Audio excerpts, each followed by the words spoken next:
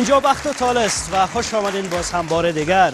ببینیم که در این بخش اشتراک کننده های ما میتونن بازی را موفقانه انجام بدن یا خیر، و آرزو میکنم اشتراک کننده های ما این بازی را خوبتر انجام بدن، برنده شوند و راه بیافند با مراحل بعدی برنامه.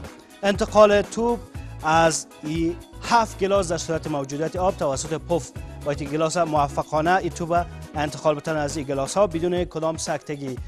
در این مرحله سه شانس دارن. البته اگر در شانس اول نتونستن بازی را موفقانه انجام بدن، میتونن به دو اشتراک کننده بعدی و یا از جمله دوستای خود کسی را انتخاب کنن تا این بازی را موفقانه انجام بدن.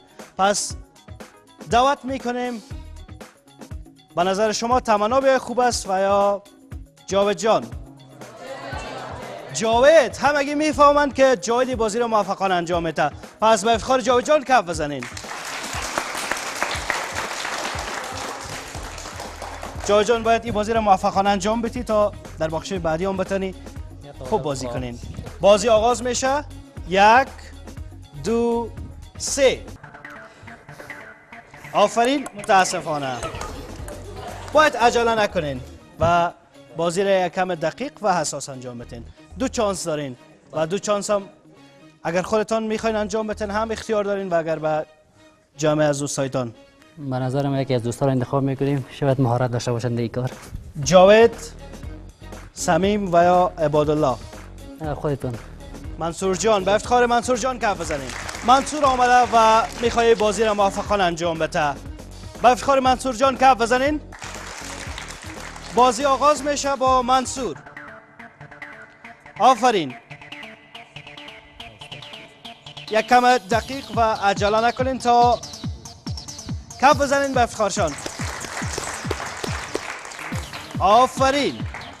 و آخرین گلاس و آخرین. ماشاءالله تانستن بازی را منصور جان موفقانه انجام بدن و در این بخش برنده شدن. تشکر از شما منصور. و ببینیم که تمنا میتونه این بازی رو موفقانه انجام بده و یا خیر؟ میتونه؟ پس به افتخارشان کف بزنین. تمنا باید عجله نکنین و کوشش کنین بازی را موفقانه انجام بدین تا شما هم یک گام هم پیشتر باشین در بخت و تاله. آفرین. متاسفانه تمنا عجله کرد و بازی را موفقانه انجام نداد. ببینیم که دو شانس بعدی را چگونه انجام میتین. دو شانس دارین. انجام ندهونند. خب منیژه و یا سنا جان؟ منیژه می؟ با افتخار منیژه جان کف بزنین. و بانو منیژه میخواد که بازی را موفقانه انجام بدن و برنده شوند. آفرین.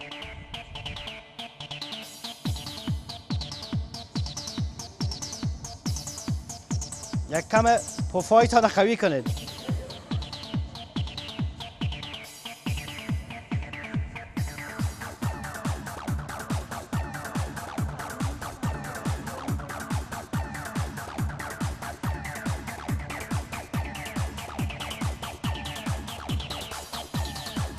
حتی آبی گلاس خالی کردن ولی نتانستن تو با انتقال بتن. عجله کنین، وقتتان خیلی کم مانده. متاسفانه وقتشان هم با پایان رسید و بازی را موفقانه منیژه جان همچنان انجام ندادن. تشکر از منیژه جان و خوش آمدین و متاسفانه بازی را موفقانه انجام ندادین. پس ببینیم که اشتراک کننده بعدی را که تمنا انتخاب میکنه تا در این بخش برنده شوه او کیست. آخرین شانس تمنا جان با سنا آغاز میشه. با افتخار سنا جان کف بزنین.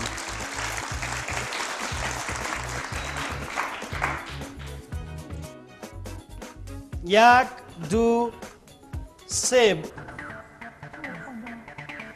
آخرین شانس شما در این بخش و باید بازی را موفقانه انجام بدین تا برنده شوید این بخش.